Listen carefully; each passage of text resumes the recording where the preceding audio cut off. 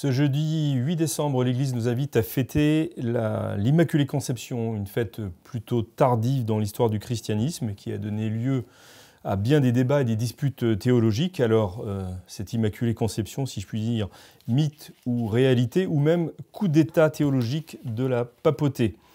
Vous êtes dans le Club des Hommes en Noir, une émission de débat et de discussion, sans langue de bois ou sans langue de buis, au choix, où prennent la parole aujourd'hui l'abbé Claude Barthes. Bonjour. L'abbé Grégoire Sellier. Bonjour Monsieur Maxence et bonjour aux deux auditeurs. Le père, qui sont des téléspectateurs, le père Danziec. Bonjour à tous. Et la laïque de l'étape, Anne Le Pape. Bonjour Philippe et bonjour Anne. À tous. Alors pour entrer dans le vif du sujet, madame, messieurs, est-ce que j'ai un peu forcé la note dans cette présentation de la fête de l'Immaculée Conception? Oui, parce que vous avez dit une erreur historique. Ah, très bien. Vous avez dit que c'était une fête tardive. C'est une fête qui émerge au 7e siècle en Orient. Donc c'est une fête qui n'est pas du tout tardive. C'est la définition du dogme qui est tardive, hein, 8 décembre 1854 par le pape Pie IX. Mais d'abord, c'est dans la révélation, puisque c'est un dogme de la foi, c'est forcément dans la révélation divine, donc l'écriture et la tradition. Et c'est un sujet qui a toujours été traité dans l'Église, sous diverses formes, à divers moments, parce que c'est une question qui a émergé pour être, je dirais, bien comprise, mais elle est contenue dans la révélation, même s'il a fallu du temps pour l'expliciter pleinement.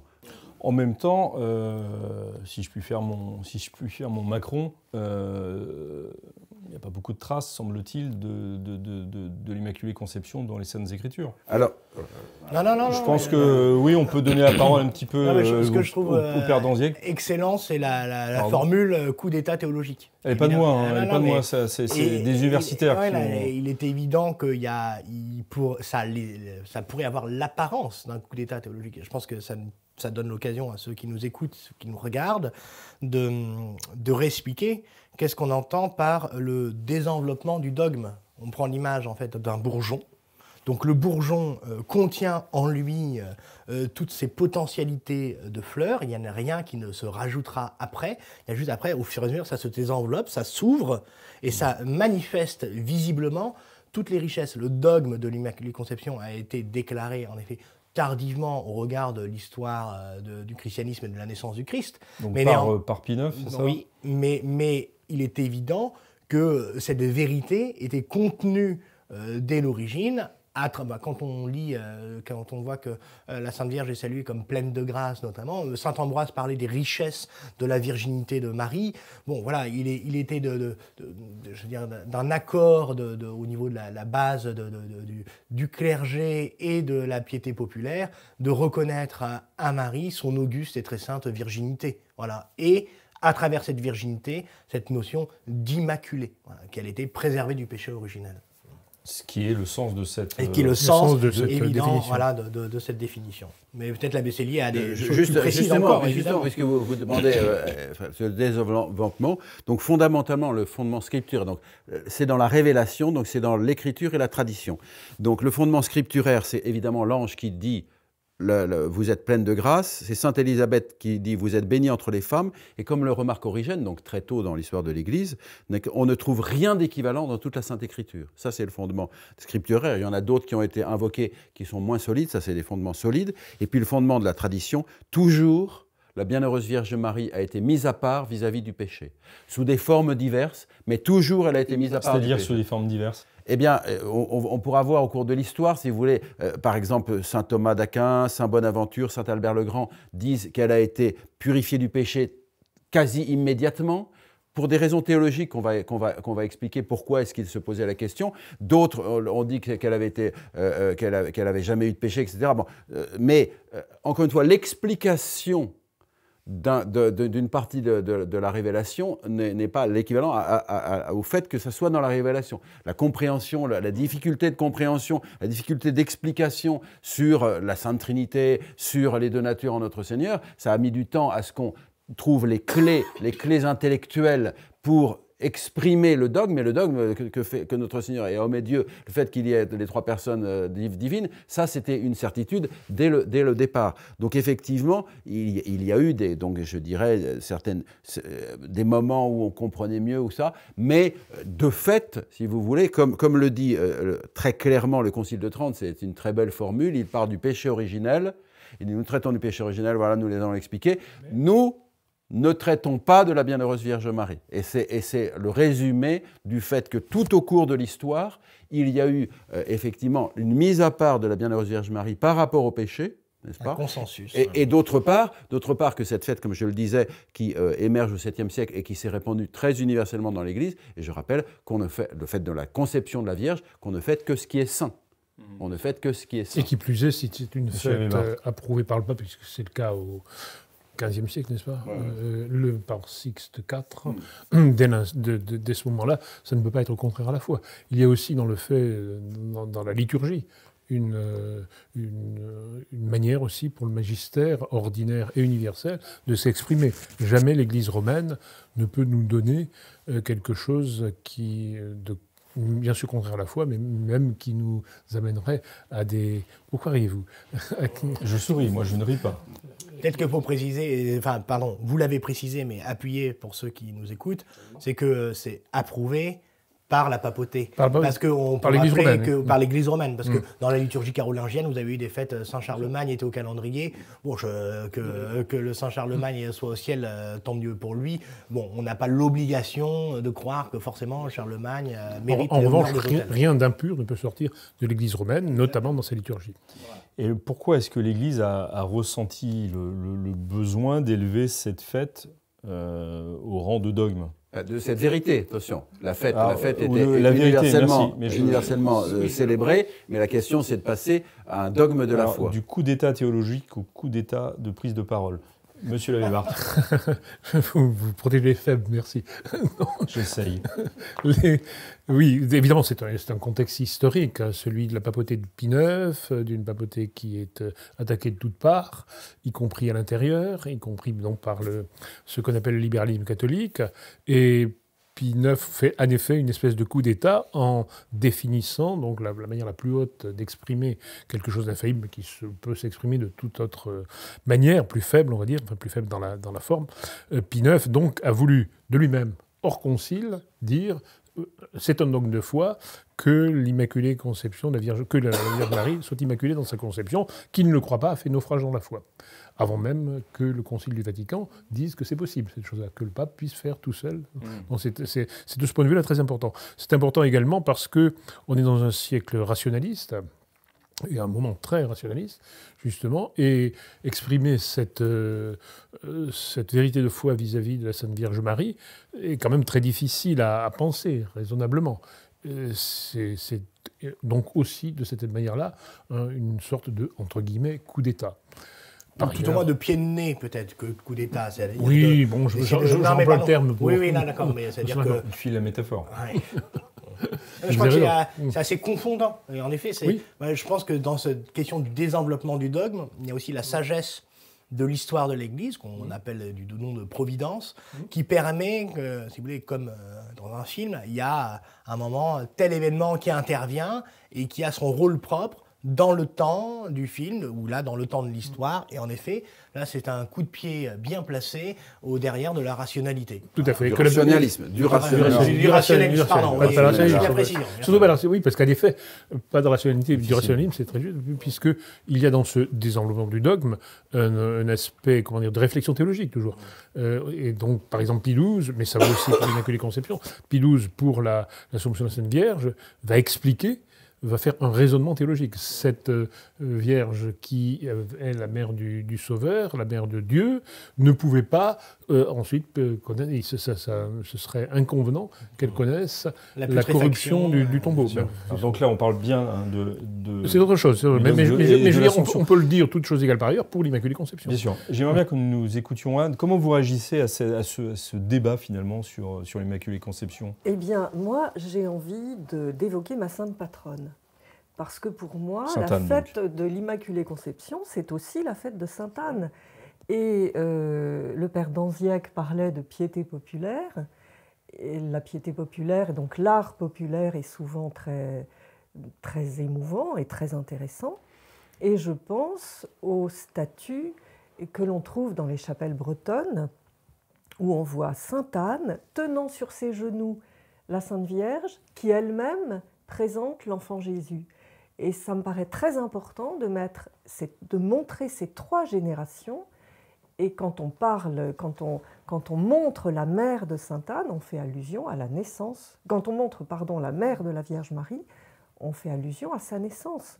Et donc, la fête de l'Immaculée Conception est la fête de la conception de Marie dans le sein de Sainte Anne, qui est la seule femme qui a porté un enfant non touché par le péché originel.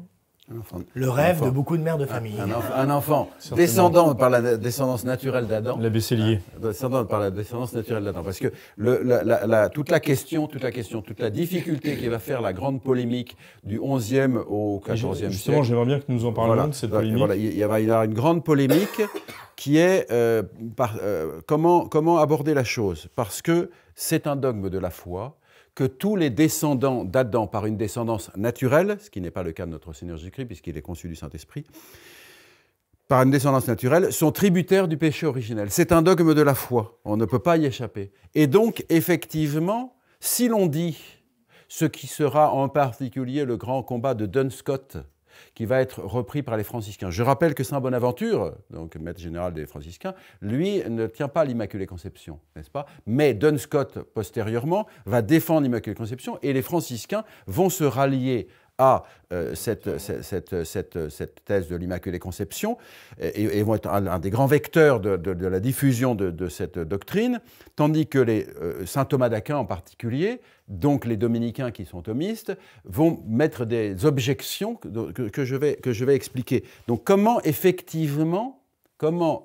comprendre que la bienheureuse Vierge Marie soit réellement sauvée du péché originel, parce qu'elle est tributaire du péché originel, donc sinon la rédemption de notre Seigneur Jésus-Christ ne serait pas universelle, et c'est contraire à la foi. Comme créature, descendante d'Adam par descendance naturelle, parce que je dirais Sainte Anne et Saint Jean-Jacques l'ont enfantée de façon naturelle, eh bien, comment est-ce qu'elle peut être rachetée par notre Seigneur Jésus-Christ? Et ça sera donc tout le travail difficile dans lequel les dominicains thomistes vont opposer aux franciscains en disant « Comment vous faites en sorte que la Sainte Vierge soit rachetée. Sinon, la rédemption de notre Seigneur Jésus-Christ n'est pas universelle. » Jusqu'à ce que petit à petit la réflexion théologique aboutisse à trouver la clé qui est la rédemption préservatrice. C'est-à-dire que la bienheureuse Vierge Marie a été rachetée par notre Seigneur Jésus-Christ, mais d'une façon plus excellente que tous les hommes, qui eux ont été purifiés du péché qu'ils avaient contracté, et elle a été préservée du péché qu'elle devait contracter. Un petit peu comme un médecin me guérit d'une maladie, c'est tout à fait formidable, mais s'il arrive à me préserver d'une maladie que je dois contracter forcément, il sera encore plus puissant. Et effectivement, finalement, la réflexion théologique a réussi à trouver cette clé et à ce moment-là à éclairer ce mystère difficile à comprendre au départ. Et je rappelle que le pape Pie IX, le 8 décembre 1954, à la fin de la cérémonie, a donné la rose d'or, c'est-à-dire un signe d'honneur, au maître général des franciscains et au maître général des dominicains. Et comme le disait le père, en même temps papa. Voilà, et comme le disait le père Norbert del Prado, un grand dominicain qui a écrit sur l'Immaculée Conception, il dit « C'est grâce aux franciscains que le dogme a été défini par l'Église. Et c'est grâce aux dominicains thomistes que c'est le bon dogme qui a été défini. » Merci de ce rappel historique sur cette controverse, mais elle a été réglée, si je puis dire, par Pie IX. Mais à partir de quel moment les dominicains ont abandonné Si vous voulez, 16e siècle, c'est la généralisation de la croyance, généralisation de la fête, et les pontifes romains donne beaucoup de documents sur cette question-là, y compris Saint Pie V qui était un dominicain, n'est-ce pas? Et à un moment, les pontifes romains ont interdit d'attaquer l'Immaculée Conception. À un moment, ils ont interdit d'attaquer l'Immaculée Conception parce que, effectivement, la croyance vraiment devenait claire dans l'Église et que à ce moment-là, ceux qui l'attaquaient étaient avec des arguments qui avaient déjà été réfutés, qui avaient déjà été éclairés. Et il y a eu aussi Il y avait la Barthes. force des princes chrétiens. Ouais. Donc Philippe II qui a insisté en ce sens, mais aussi en France, Charles VI, si je ne m'abuse, qui, instruit par Dailly, le grand théologien puis cardinal, a institué cette fête de l'Immaculée Conception en France. En France, donc c'était une fête d'obligation, c'était. Non. Dans l'Église gallicane, en tout cas, la pratiquait. Ce que je trouve intéressant pour notre temps présent, c'est de voir la puissance de la tradition. Voilà. Oui. C'est aussi cette, on parlait de la piété populaire, mais ou la piété des princes à l'époque, en tout cas, donc cet appel un peu intérieur du peuple de Dieu, des baptisés, pour cette orientation théologique.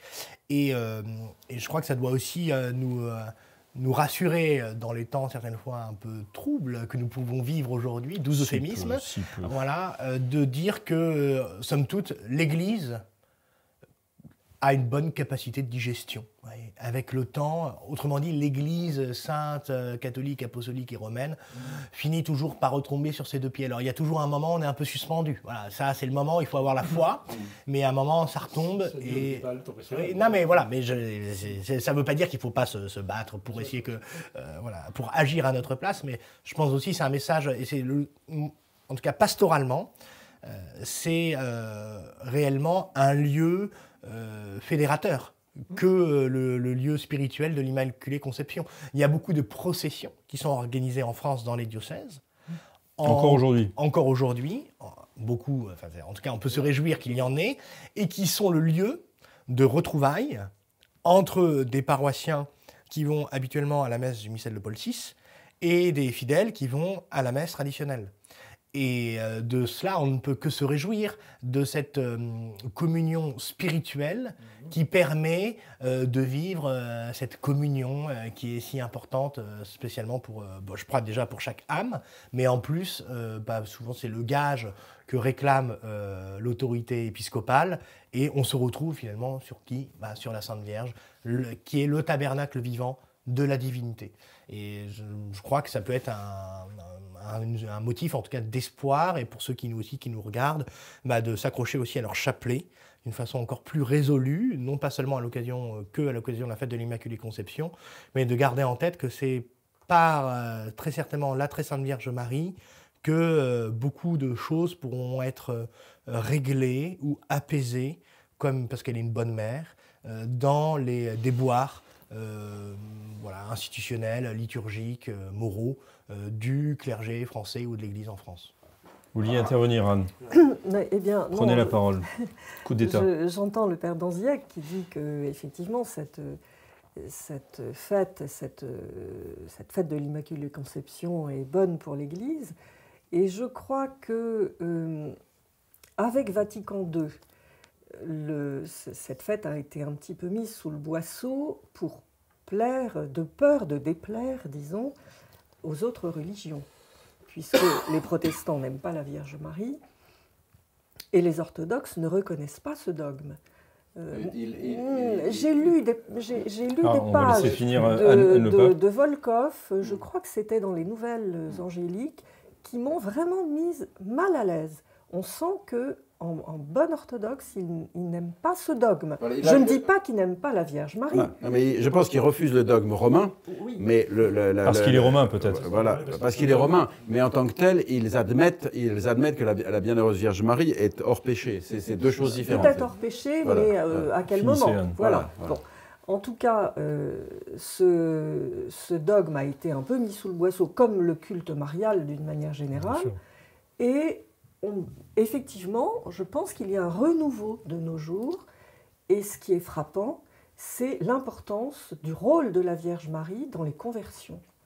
Les musulmans se convertissent souvent par le chemin de la dévotion envers la Vierge Marie, et les Juifs aussi. Et les Juifs aussi, puisque le film de Gad Elmaleh, manifestement, montre une attirance vers l'Église catholique par le chemin de la Vierge Marie. C'est évident.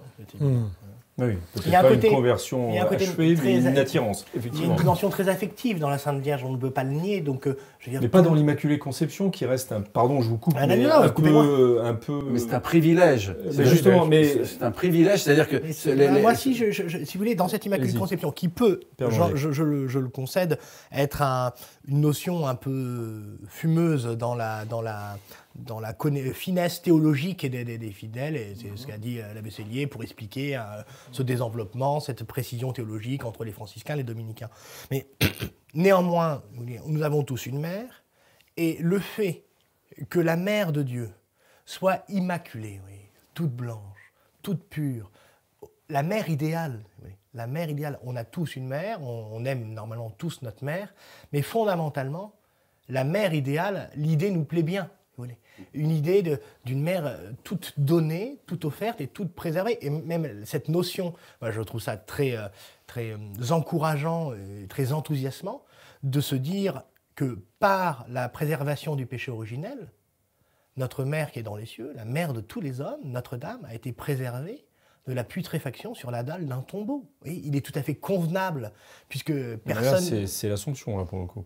Bah oui, mais pourquoi elle a été préservée, c'est une conséquence directe du fait que la sanction, la sanction du péché originel, c'est un jour la séparation de l'âme d'avec notre corps. Et elle, comme elle est toute pure, elle n'est pas appelée à être putréfiée.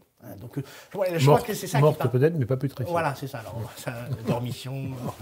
Oui, ça, C'est un autre sujet. C'est un autre sujet, autre mais qui émission. est intéressant, d'ailleurs. Bien sûr. Mais donc, Sellier voulait intervenir. juste une petite chose, c'est que la liturgie nous dit que la Bienheureuse Vierge Marie est victorieuse de toutes les hérésies. Donc effectivement, comme vous dites, c'est certainement par son intermédiaire que la crise de l'Église sera résolue, avec la grâce de Dieu. Et d'autre part, effectivement, la dévotion à la Bienheureuse Vierge Marie, son importance pastorale, son importance dans l'Église est fondamentale. C'est ce que vient de rappeler le Père d'Anziac et Anne le Pape. Mais de l'autre côté, comme nous l'avons dit, il faut y revenir, c'est quelque chose qui montre le côté surnaturel, n'est-ce pas ? Ce sont des actions divines sur les créatures, et la Bienheureuse Vierge Marie est dans l'ordre surnaturel. Et effectivement, Pie IX a choisi de proclamer ce dogme qui était bien reçu dans l'Église et pour lequel il n'y avait aucun coup d'état théologique, parce qu'au contraire, c'était demandé par l'énorme majorité de l'épiscopat et des fidèles. Mais, et d'ailleurs, ça n'a entraîné pratiquement rien. Il y a l'archevêque de Paris qui a été poignardé par quelqu'un un prêtre qui refusait l'Immaculée Conception. Mais enfin, c'était anecdotique. Je veux dire, voilà, c'était un fou qui était fou. Mais je dirais, c'était anecdotique. Pour l'archevêque de Paris. Les catholiques, bon, il y a trois archevêques de Paris qui sont morts de mort violente au XIXe siècle. Donc, mais comment dirais-je, ça a été reçu dans l'Église avec joie, etc. Mais Pie IX l'a voulu aussi pour rappeler le côté surnaturel battu en brèche par le rationalisme, qui disait que seules les choses humaines, rationnelles, existent et que tout le reste sont les arrière-mondes et que ce n'est rien du tout. Et je pense qu'il est important, à la fois cette dévotion à la Bienheureuse Vierge Marie qui a été très bien décrite et auquel je me rallie totalement, mais aussi ce côté surnaturel, c'est-à-dire, alors, et en même temps, les oppositions d'un saint Thomas d'Aquin, par exemple, voulaient rappeler que, effectivement, tous les descendants d'Adam par descendance naturelle sont effectivement rachetés par la rédemption universelle du Christ. Tout ça, c'est l'ordre surnaturel qui est quand même... Nous en avons parlé la semaine dernière de l'avortement, etc. Il faut quand même que l'Église prêche l'ordre surnaturel et le fait que les enfants avortés sont privés du baptême, sont privés de la vie éternelle, etc. Donc c'est tout ça, on est dans un ordre surnaturel qu'il faut rappeler dans un monde qui est bien plus rationaliste que le monde du XIXe siècle. Oui et non, justement, parce que on voit émerger de plus en plus... une sorte de spiritualisme et de bazar. Sur les anges, sur l'émission sur les anges. On en a parlé à ce moment-là, mais voir toute cette publicité autour des sorcières, etc. Ouais, mais le préternaturel n'est pas le surnaturel. Oui, mais voilà, les forces. Oui, mais les gens peuvent confondre dans la Sainte Vierge, y voir une dimension préternaturelle. Voilà. Et je pense qu'effectivement, c'est l'occasion de prêcher sur l'ordre surnaturel, sur sa nécessité, sur sa grandeur, etc. Je pense.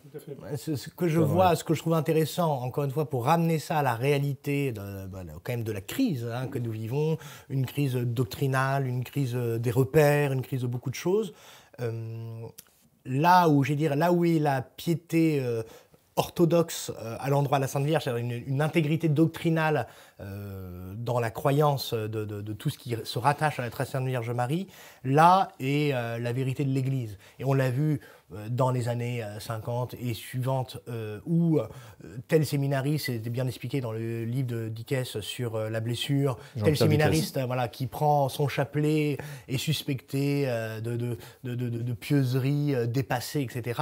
Il est évident que quand la Sainte Vierge a été démodée dans la pratique pastorale en France, ça ne s'est pas accompagné d'un renouveau incroyable de l'évangélisation.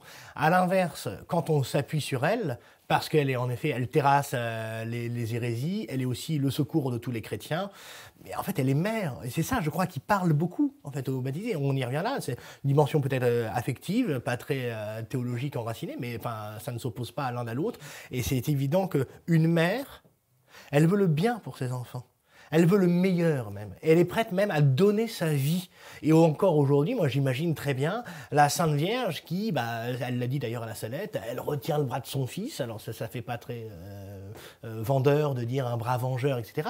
Mais je pense que comme mère... C'est mal accepté aujourd'hui. C'est mal accepté, mais fondamentalement, elle est prête à nous donner tout ce qu'elle peut donner comme mère pour asseoir notre intégrité spirituelle à chacun d'entre nous. Et c'est pour ça que j'encourage vraiment tous ceux qui nous regardent à se confier, spécialement dans les temps de confusion, à la Sainte Vierge. On se tourne vers sa mère quand on a... En même temps, on nous met à disposition, si je puis dire, un certain nombre d'apparitions dites de la Sainte Vierge à foison aujourd'hui. On ne sait plus très bien... Il y en a une qui est quand même très importante en ce qui concerne l'Immaculée Conception. C'est Lourdes, bien sûr. 4 ans après la proclamation du dogme, la Sainte Vierge vient confirmer, par son apparition à Bernadette, en disant « Je suis l'Immaculée Conception », vient confirmer le dogme qui a été proclamé.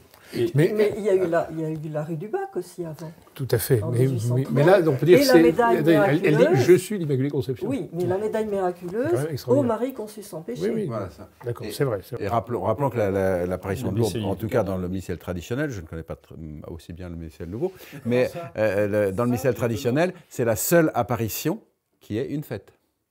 Notre-Dame de Lourdes a une fête dans le missel romain, universel, n'est-ce pas? Donc cette apparition a une importance particulière. Encore une fois, les apparitions ne sont pas de foi, n'est-ce pas? Mais en tout cas, l'Église estime que cette apparition mérite toute notre... Quant au bras de son fils que je ne peux pas retenir, je dis la messe tous les dimanches dans une chapelle qui est dédiée à la Sainte Vierge Marie, et au-dessus de l'autel, le Père Danziec le sait, il y a un grand crucifix, un Christ du XVIIe dont le bras droit est tombé sur l'autel. Il y a quelques jours. Non prévu. Qui disait la messe? Qui disait la messe? Qui avait besoin d'un... Ça n'était pas pendant la messe. Sur Lourdes, vous en parliez, je crois qu'aussi, puisqu'il y a une notion de pédagogie par rapport à cette question de l'Immaculée Conception, qui reste un mystère. Voilà. Donc rationnellement, on peut, en s'appuyant sur la révélation et la tradition, évidemment, l'expliciter d'une façon... le situer. Voilà, avec le plus de cohérence possible. Néanmoins, ça reste un mystère. Et il y a quand même cette pédagogie de la Sainte Bernadette, cette petite fille, qui va dire quand même à l'abbé Péramal, je ne suis pas chargé de vous le faire croire, je suis chargé de vous le dire. Voilà. Et de temps en temps aussi, il faut admettre, c'est pas une sorte d'obéissance aveugle, mais de se laisser impressionner par le mystère. Il y a des choses, vous voyez, en fait, voilà, l'Église dit, et il n'y a qu'une chose à faire, c'est de se mettre à genoux, voilà, et de croire. Voilà. Ça, vous vous mettez à genoux si déjà vous êtes croyant, en fait, c'est ça? Oui, non, mais tout à fait. Mais il devient plus croyant encore. Oui, mais je trouve ça formidable, cette intervention de cette petite qui arrive. Moi, cette petite, c'est Bernadette. Bernadette, merci. Oui. Bernadette qui arrive devant son curé. On imagine, une petite illettrée qui parle à son curé à l'époque. On n'est pas en 2022 où le curé, on lui dit, écoutez, il faut faire ceci, il faut faire cela. Tu dois faire ceci, tu dois faire ceci, Francis, quand même, là, ça va et tout. Non, je pense qu'il y a quand même deux monde. Ouais. Voilà, on est Ouais, plutôt en mode Louis de Funès et Bourvil, dans la Grande Vadrouille. Il y a un peu une différence, un monde les sépare. Et elle arrive et dit, non, mais moi, je ne suis pas chargé de vous le faire croire, je suis chargé de vous le dire. Oui, non, mais c'est génial. La réponse est absolument merveilleuse. Moi, ce qui me marque beaucoup dans l'apparition de Lourdes, c'est que la Vierge Marie dit « Je suis l'Immaculée Conception » en patois compréhensible par Bernadette. Toi, Gascon. Gascon, ça, je vous fais confiance sur le sujet. Et de Lourdes. La Bienheureuse Vierge Marie se modèle elle s'habille, etc., en fonction de ce qui peut être compris. Hein, Notre-Dame de Guadeloupe, et il y a une tête d'indienne, c'est évident. Justement, je voulais signaler qu'il y aura une messe en l'honneur de Notre-Dame de Guadeloupe le dimanche 11 décembre à Saint-Eugène, dans la forme traditionnelle. À Paris. Et avec une messe avec des chants mexicains très beaux. C'est vraiment l'apologie du vernaculaire, là, d'un seul coup. Là. Le patois gascon, les chants mexicains. À quelle heure on est très ouvert. À 15h45, me semble-t-il. Donc dans l'après-midi du dimanche, c'est ça ? Du dimanche 11 décembre. 11 décembre, donc dans quelques jours maintenant. Voilà. Et on pensera aussi, on fêtera. Donc c'est Notre-Dame de Guadeloupe, mais qu'on peut relier à cette fête de l'Immaculée Conception. Est-ce qu'il y a on a parlé tout à l'heure des franciscains et des dominicains, nous avons parlé de saint Thomas d'Aquin notamment, Duns Scotus, qu'on mettra un petit peu peut-être plus bas, mais enfin, est-ce qu'il y a des grands noms qui se sont illustrés sur le... Hélas, Saint Bernard, qui est le docteur marial par excellence. Oui, sinon le docteur marial. Oui, bien sûr, oui, et qui justement dans un sermon adressé aux chanoines de Lyon, qui professaient une grande piété vis-à-vis de l'Immaculée Conception. C'est une fête qui était... c'est la fête des Lumières à Lyon. Oui, qui reste encore aujourd'hui. Voilà, oui, les tensent de manière assez rude. Parce qu'il est contre Encore une fois, on ne célèbre que ce qui est saint. On ne célèbre que ce qui est saint. Et donc, effectivement, célébrer la conception... La conception, c'est ça la question, c'est la fête de la conception. Ça signifie que la conception est sainte. Et en plus, il y avait donc cette théologie du mariage dans lequel l'acte sexuel était pécamineux, même si c'était sanctifié par le mariage, etc.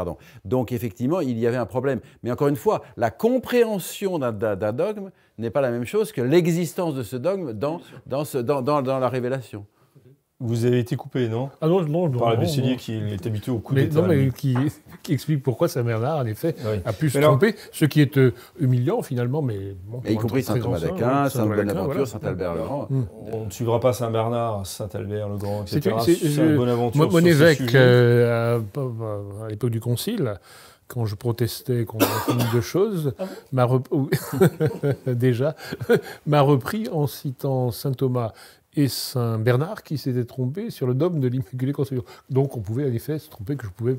Oui, remarquez, vous étiez comparé à des grands noms. Attention, comprenons bien, il s'agit d'une dispute sur, effectivement, comment comprendre la rédemption universelle du Christ, mais en aucune manière, ni Saint Bernard, ni Saint Thomas d'Aquin, ni Saint Bonaventure ne déniaient que la Vierge était dans un état spécial par rapport au péché. Et donc, purifié dans la microseconde qui suit sa conception, saint Thomas d'Aquin est tout à fait d'accord.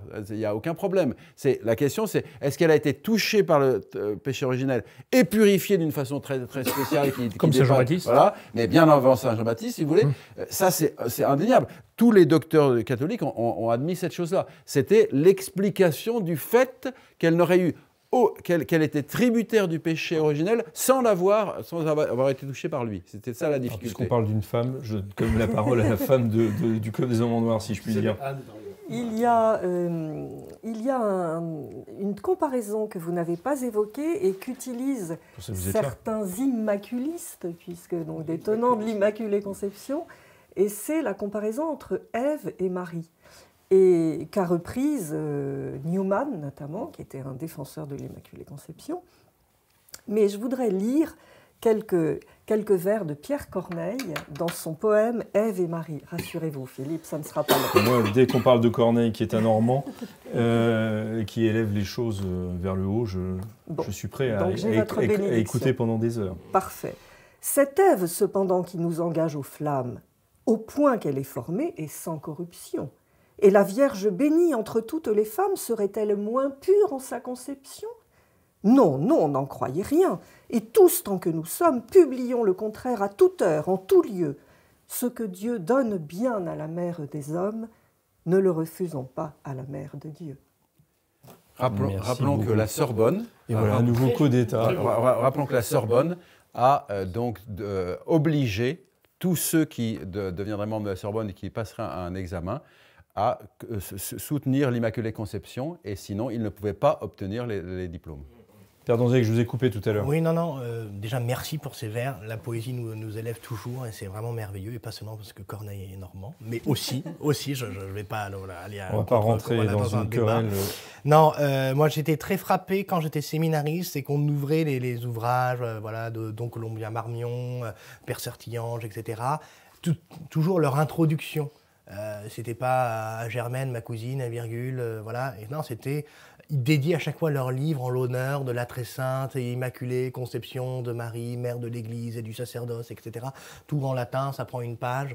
Et je trouve que c'est assez significatif aussi d'un état d'esprit saint, d'un esprit orthodoxe, d'une pureté doctrinale, à chaque fois de se tourner, de se recommander à celle qui est la mère de l'Église et du sacerdoce catholique et la mère de tous les hommes, des anges et aussi.